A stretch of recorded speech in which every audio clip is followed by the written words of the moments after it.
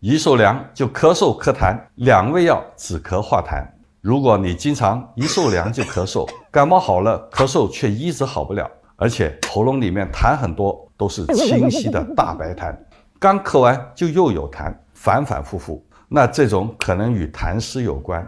脾为生痰之源，肺为储痰之器，肺里面的痰太多，所以就一直想通过咳嗽把痰给咳出来。那这种情况跟大家分享一个简单的方子，用陈皮、姜半夏各9克，水煎服。咳嗽剧烈的还可以再加一个乌梅，这个方能理气健脾、燥湿化痰、降痢止呕，适用于痰湿郁肺所引起的咳嗽咳痰。另外，久咳了容易伤肺，很多人咳到喘息，甚至有些咳成了慢性支气管炎。那长期反复咳嗽的人，也可以用一些中成药黄精油胶丸来调理，它能镇咳、祛痰、平喘，适合长期反复咳嗽、咳痰、气喘以及慢性支气管炎的人。你记住了吗？